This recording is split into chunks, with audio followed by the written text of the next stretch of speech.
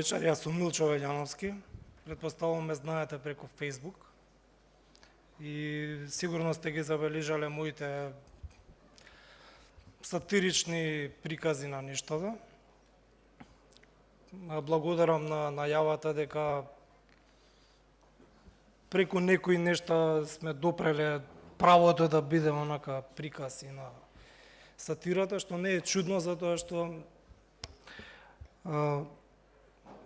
кога бев направен факултет има еден предмет кој што се вика филозофија на право, а тоа значи дека во некои сегменти правото го проучува и од сатиричен аспект.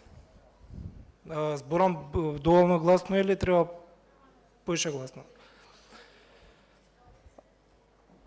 Како започна сето тоа? Сега се видов со еден келнер тука, кој што работеше у Собранието на Република Македонија, каде што ја бев долго време стручен соработник и искрено се поздравивме, многу ни беше драго.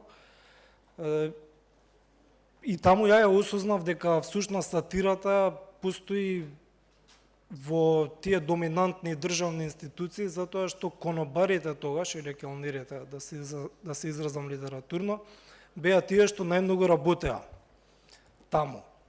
И можеби таму сум ги допрел тие сатирични контексти на нешто, да како да кажам, не е битно. Но, сега, како да го... да се концентрираме на слики.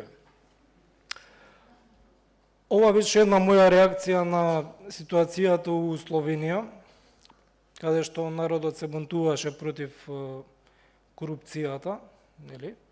И ја направив една паралела со Македонија, каде што горење Словенија, горење Македонија, таму горе овде ќе имате шпоред горење, тоа се културни разлика меѓу словенците и македонците. Ова е една анализа за политичката коректност, нели, било тоа припадниче на румската етничка заедница во Република Македонија, го преформулирав у политички коректен јазик, што нели правно е коректно.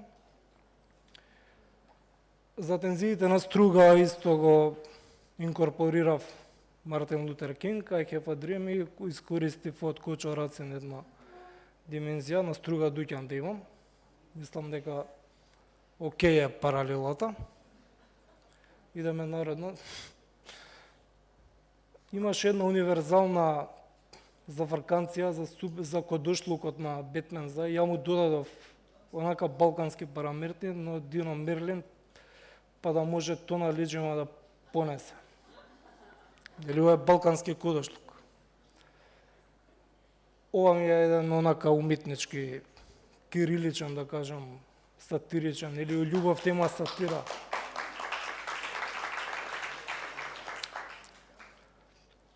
Немам зборови за...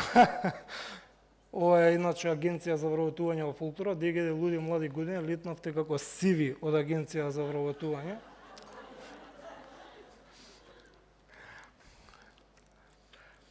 Диета пред одмори, намерно ја стев ова да знаете, срцево ме боли мало, Милка не ми збори со кроме спаси.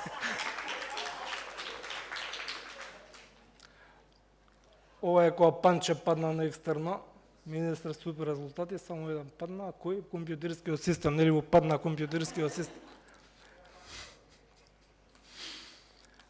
Ова е за Охридска ситуација, која најпознатите израелски мистерии во светот. Ова беше Макдоналдс кога се заминува во Македонија, значи Макдоналдс прави мувавец со бурекот и со мекицата или со тиганицата. И што да става? Ова е Нона, најниска претплата.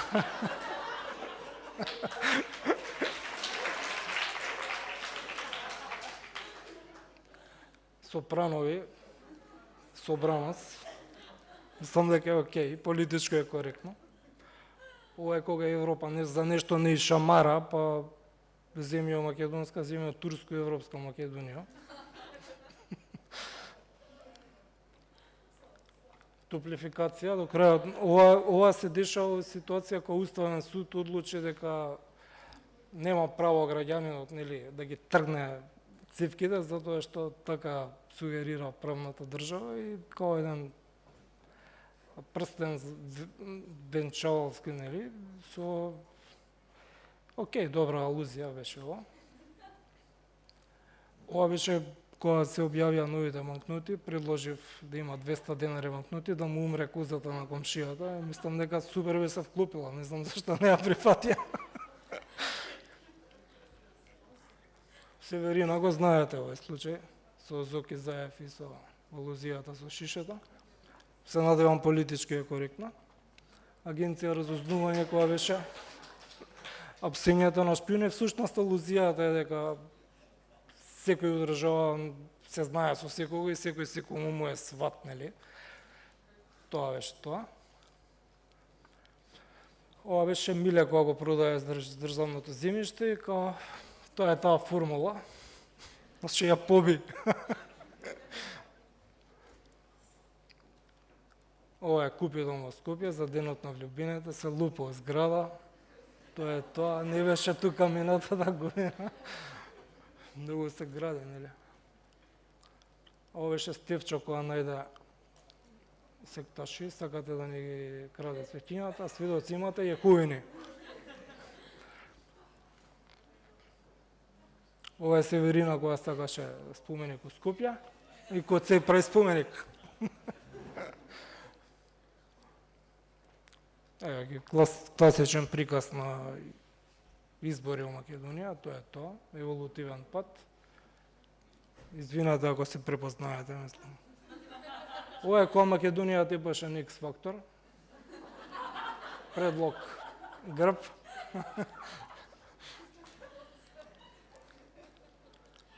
Ѓорѓи и Стево ги спојив уедно како консензуален претседател. Супер, мислам, добро изгледа. Ова е дуелот, после дуелот реакција. Мислам дека сите така се почувствува. Ова е за 1 мај, претседателот на синдикатите, па ќе правам нешто што нема да ме скара со ни еден министер. Ова не знам дали се чита баш, ама доста беше популарно за газданини, имаше тука некоја комуникација, окей, не е битно. Ова е матура, каде што предлагам 2 прашања да има на матурата, каде и што ти работат родителите и второ прашање во која партија се. Тоа е тоа. Без да ги замараат.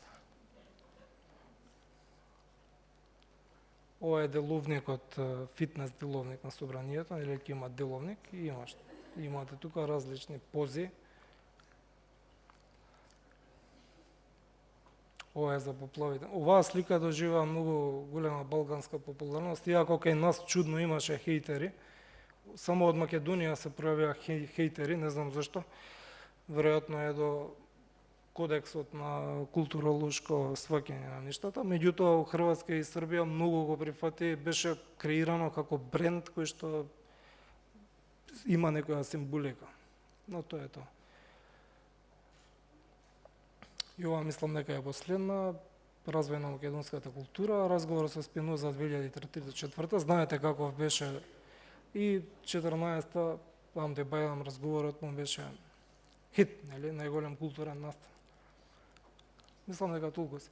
Да, и ова е, значи јас работам за академик, која што е фирма која што се бави, значи, со правни истражувања, меѓу другото правиме и анализи, блогови и слично на работи кои што се поврзани со правото, вдека конкретно еден блог за прашања за правосуден испит, каде што го критикувам концептот на прашањата за правосуден испит, затоа што директно беше спротивен на она што го прокламира правото како екс-катедра, бидејќи овдека се говори за некоја дигитализација која што нема врска нити со поентата на правото, нити со она што го прокламирале, да речеме, римските филозофии и така натаму. Тоа е тоа.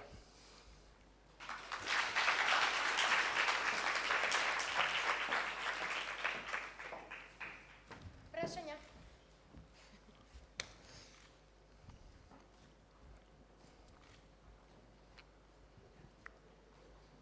прашање и еден совет. Да? Прво прашање. Дали би сакал со работка да направиме со група дизајнери кои што ти би бил копирајтерот, а они би биле дизајнерите позади тоа? Нема проблем за тоа. Јас сум имал понуди од копирајтерски компании, меѓутоа и сега ќе упатам јавна критика до тие копирајтерски компании, затоа што мислам дека они работат по метод на прибирање идеи и реартикулирање или редизајнирање на идејата во некој друг концепт. Тоа за жал у Македонија, посебно однос на законодавство или правила на игра, не е регулирано доволно. И мислам дека има многу злоупотреби, но вас ви верувам затоа што и јавно го кажувате тоа и верувам по она што го кажавте дека играте по некои правила на игра каде што ќе се почитува авторското право. Јасно, тоа е секојаш приоритет на било што да се работи. И совет, барај посебна работа ако ти треба како копирајтер. Мислам дека ги има малку во Македонија, а од ова што гледам, можеби си еден од најдобрите. Се благодарам.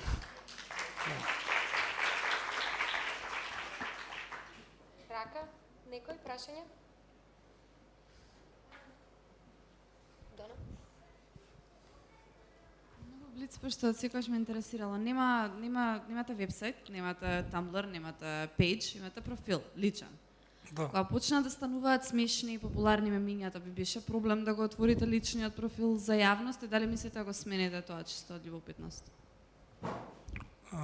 Дали мислам да го реартикулирам у вебсайт, не знам, не го сватив баш. Прашањето беше дали беше проблем да имате 5000 пријатели или колку и да има и фоловерси, дали беше проблем личниот профил да стане јавен, тоа е едно, и второ дали имате план да направите нешто каде што ќе бидат сите мемиња архивирани или сосем задоволни сте со ова во моментов?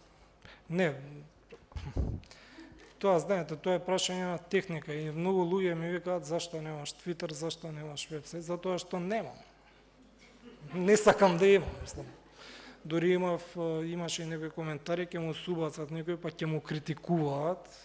Не е тоа причината, причината е зашто немам време, најискрено. Значи, работам, имам 2 деца, кога доаѓам од работа ги љуѓам, ги заспевам, идам у парк. Тоа е тоа, не можам да се фокусирам толку на нешто. И сатирата ја правам инстинктивно. Значи, во момент кога ќе почувствувам нешто, ја правам. Имало ситуации кога ќе направам нешто што е антивладино, да ми стигаат во инбокс закани. Но имало и ситуации кога правиш нешто антиопозиционерски, да ти стигаат исто така закани.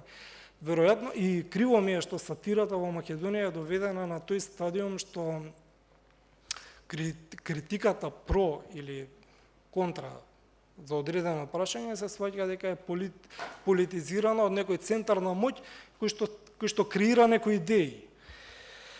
Тоа не е точно затоа што мислам дека и партиите кај нас се многу дефицитарни со идеи, посебно креативни, и однос на законите, затоа што сум правник и добро го знам правото.